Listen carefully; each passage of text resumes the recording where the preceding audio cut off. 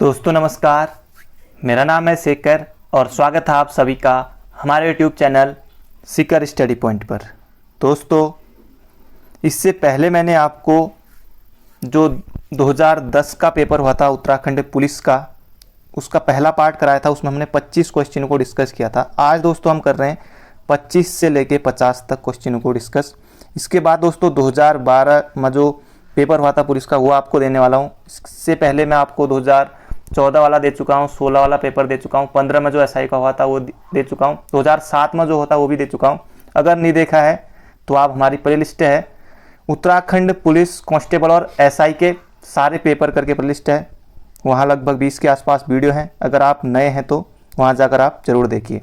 अब दोस्तों आप लोग कहेंगे कि भर्ती तो आ नहीं रही है, पर ये क्यों?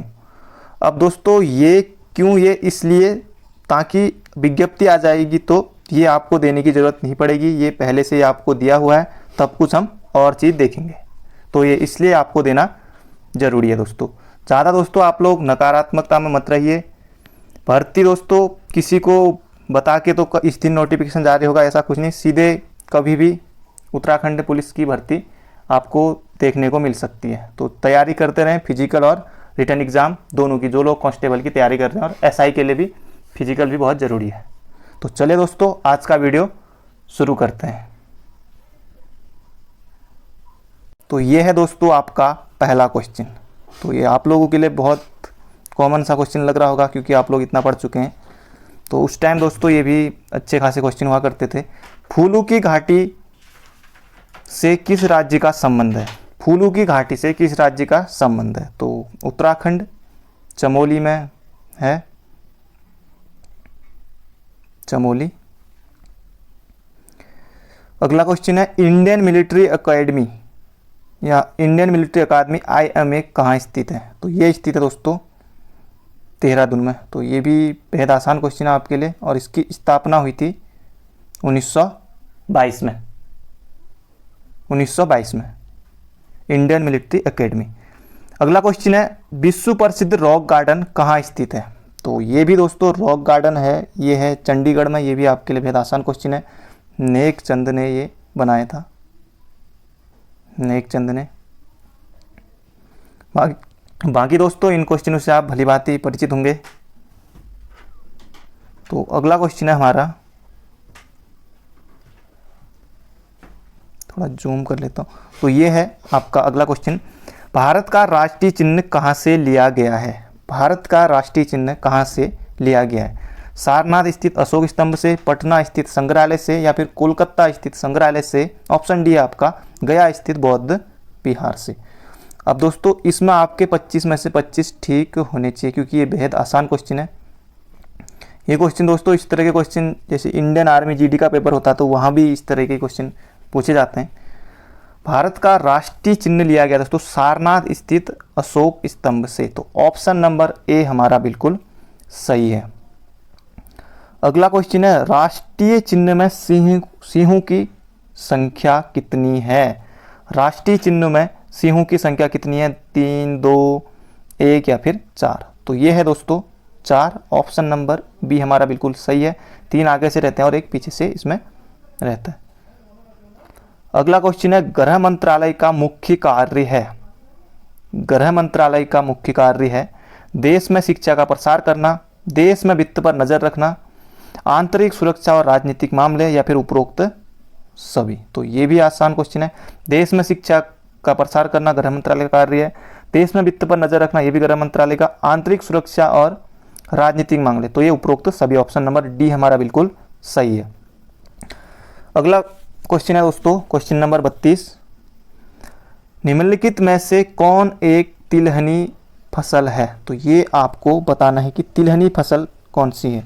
मैसूर, बरसीम, लोबिया या फिर सूर्यमुखी? तो आपको आसानी से इसका उत्तर आपने टिक कर लिया होगा। तो सूर्यमुखी हमारी एक तिलहनी फसल है। Option number C. अगर दोस्तों आप लोग नए हैं, अगर आपने अभी तक फिजिकल का वीडियो नहीं देखा है तो वो प्लेलिस्ट में आपको, तो वो दोस्तों जॉब प्रोफाइल करके प्लेलिस्ट है, वहाँ आपको पुलिस से संबंधित बहुत सारी वीडियो है, सैलरी, इसके अलावा बहुत SI से संबंधित बहुत सारी वीडियो, महिला और पुरुष दोनों के लिए अलग अलग बताया हुआ है, तो आप सभी लोग अपने अपने लिए जो है आपके मतलब कि आप उन वीडियो को देख सकते हैं। तो अगला क्वेश्चन है, सांची किसके लिए प्रसिद्ध है? सांची किसके लिए प्रसिद्ध है? गुफा चित्रों के लिए, शिलाओं के कटे मंदिरों के लिए, सम्राट अशोक के शिलालेखों के लिए, या फिर बौद्ध स्तूप के लिए? तो सांची दोस्तों सम्राट अशोक के शिलालेखों के लिए, ऑप्शन नंबर सी वाला गलत है, ऑप्शन नंबर डी है, यह है बौद्ध स्तूप के लिए। और सांची एमपी में है दोस्तों, रायसेन जिला एमपी। अगला क्वेश्चन है, हिमरेखा किसको कहते हैं? हिमरेखा किसको कहते हैं, यह आपको बताना है। उस काल्पनिक रेखा को जिसके ऊपर सदैव बर्फ रहती है, उस रेखा को जहां बर्फ पिघलती है, जहां गर्मी में बर्फ पड़ती है, या फिर जहां बर्फ नहीं पड़ती है। तो हिम रेखा दोस्तों जहां बर्फ नहीं पड़ती है ये गलत, जहां गर्मी में बर्फ पड़ती है ये भी गलत, उस रेखा को जहां बर्फ पिघलती है तो ये भी नहीं। तो हमारा ऑप्शन नंबर ए बिल्कुल सही है। उस काल्पनिक रेखा को कहते हैं जिसके ऊपर सदैव बर्फ रहती है, उसको कहते हैं हिम रेखा। अगला क्वेश्चन है, ग्रीनविच किस देश में है? संयुक्त राज्य अमेरिका, हॉलैंड, इंडिया, या फिर यूनाइटेड किंगडम? तो ग्रीनविच है यूनाइटेड किंगडम यानी कि यूके। ऑप्शन नंबर बी हमारा बिल्कुल सही है। अगला क्वेश्चन है, नंदा देवी शिखर कहाँ स्थित है? नंदा देवी शिखर कहाँ स्थित है? तो यह है उत्तराखंड, ऑप्शन नंबर बी। इसकी जो ऊंचाई है 7817। नंदा देवी पश्चिमी। बहुत से पर्वत दोस्तों, ताल पर्वत, दर्रे, ज़्यादातर अधिकतर जो है ये चमोली में ही है। अगला क्वेश्चन है, गंगा नदी किस राज्य से होकर नहीं गुजरती है? तो ये आपको बताना है। उत्तर प्रदेश, हरियाणा, बिहार, या फिर पश्चिम बंगाल? अब दोस्तों कई लोग पश्चिम बंगाल करने वाले हैं पर वो गलत है। उत्तर प्रदेश, बिहार और पश्चिम बंगाल से गंगा बहती है, और हरियाणा में गंगा नहीं बहती है। तो ऑप्शन नंबर सी हमारा बिल्कुल सही है। अगर दोस्तों आपको लगता है कि स्पीड स्लो है तो आप 3 डॉट दिए होंगे तो आप वहाँ से स्पीड बढ़ा सकते हैं। तो 1.5 में स्पीड में देख सकते हैं आप लोग। अगर आपको लगता है कि स्लो है तो आप बढ़ा सकते हैं। अगला क्वेश्चन है, निम्नलिखित में से कौन सा कथन असत्य है? कौन सा कथन असत्य है ये आपको बताना है। Indian standard time Greenwich time से 5.5 घंटे आगे रहता है। भारत के राष्ट्रीय ध्वज के चक्र में 24 तिल्लियां हैं। यहूदी पूजा स्थल को सिनेगोग कहते हैं। तो उपरोक्त में से कोई नहीं। तो सबसे पहले आपको बताना है, Indian standard time Greenwich time से 5.5 घंटे आगे रहता है, तो बिल्कुल सही है। भारत के राष्ट्रीय चक्र में 24 तिल्लियां हैं, ये भी बिल्कुल सही है। यहूदी पूजा स्थल को सिनेगोग कहते हैं, तो ये भी हमारा बिल्कुल सही है। इसका उत्तर होगा उपरोक्त में से कोई नहीं, ऑप्शन नंबर डी। यहूदी पूजा दोस्तों सिनेगोग क्या है? तो इस तरह से पूछा जा सकता है, सिनेगोग क्या है?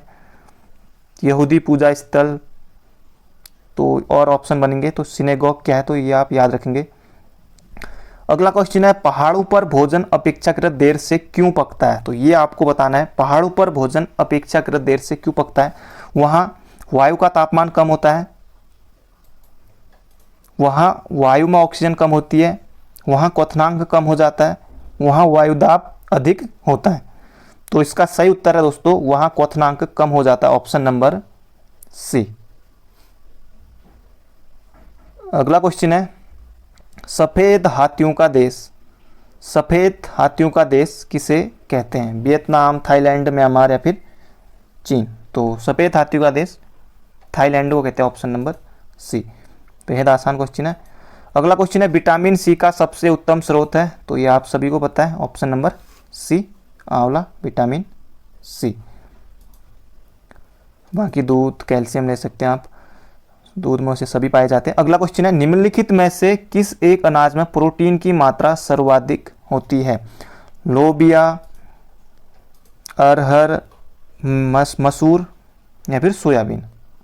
तो सबसे ज़्यादा होती है सोयाबीन में, लगभग 60% के आसपास। अगला क्वेश्चन है, हमारे शरीर का अधिकतम भार बना होता है अस्थियों से, शारीरिक अंगों से, त्वचा, मांसपेशियों, अंगों से, और जल से? तो हमारे शरीर का अधिकतम भार बना होता है तो ये जल से ऑप्शन नंबर डी हमारा बिल्कुल सही है। अगला क्वेश्चन है, भारत के मिसाइल मैन के नाम से प्रसिद्ध हैं।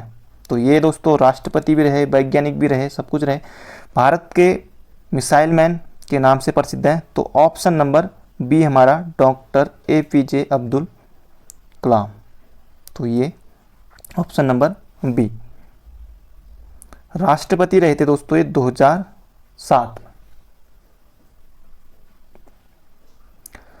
अगला क्वेश्चन है, निम्नलिखित में से विश्व बैंक का मुख्यालय कौन सा है। तो विश्व बैंक का मुख्यालय है दोस्तों वाशिंगटन DC। ये भी आपने रटा रटा होगा, Washington DC option number B में है।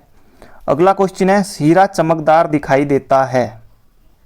तो पहले तक दोस्तों साइंस से भी लगभग पूछी जाती रही है थोड़ी बहुत, पर उसके बाद से जो 2014 का पेपर था उसमें बहुत कम थी। जो 16 में महिला कांस्टेबल का हुआ था उसमें भी साइंस के क्वेश्चन नहीं थे, तो कम थे, मतलब कुछ एक आध टाइप के। तो अगला क्वेश्चन है कि हीरा चमकदार दिखाई देता है परिवर्तन के कारण, अपवर्तन के कारण, परिकीर्णन के कारण या फिर सामूहिक आंतरिक परावर्तन के कारण।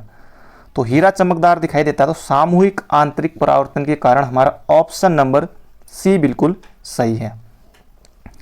उत्तराखंड राज्य के प्रथम राज्यपाल कौन थे। तो सभी ने रटा रटा है, सबको याद है। तो ऑप्शन नंबर सी, पहले CM थे नित्यानंद स्वामी। यहाँ से क्वेश्चन सभी के लिए दोस्तों, कुछ क्वेश्चन बहुत आसान भी रहते हैं, तो इस तरह क्वेश्चन अभी भी आएंगे और हर एग्जाम में लगभग पूछे जाते रहे हैं और पूछे जाते रहेंगे। सुदर्शन अग्रवाल आपके दूसरे राज्यपाल थे, BL जोशी तीसरे और मार्गरेट अलवा जो कि पहली महिला। तो दूसरे सुदर्शन अग्रवाल, पहले सुरजीत सिंह बरनाला और तीसरे BL जोशी, चौथी जो पहली महिला वो है मार्गरेट अलवा। तो ये दोस्तों इनका जन्म हुआ था मंगलौर में। ये पूछ लिया गया था कि एक एग्जाम में इनका जन्म कहाँ हुआ था, तो ये मंगलौर में हुआ था। ये आपको रखना है। मंगलौर कहाँ है अब, तो मंगलौर है, ये हरिद्वार जनपद में पड़ता है, रुड़की हरिद्वार इस साइड।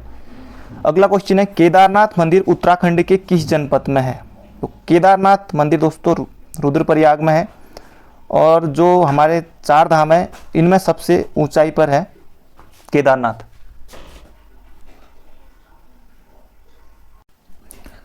अगला क्वेश्चन है, लाल बहादुर शास्त्री प्रशासनिक अकादमी स्थित है। तो ये है दोस्तों माउंट आबू नहीं, नैनीताल नहीं, तो यानी कि IAS जिनकी ट्रेनिंग होती है यहाँ, तो ये हमारे मसूरी में। तो 1 सितंबर 1959 को इसकी स्थापना हुई थी। और IPS जो अकादमी है जिनकी ट्रेनिंग होती है तो वो होती है हैदराबाद में और सरदार वल्लभ पटेल जी के नाम पर ये एकेडमी है। और नैनीताल में जैसे उत्तराखंड से जो STM बनते हैं या उनकी जो ट्रेनिंग होती है वो होती है नैनीताल में।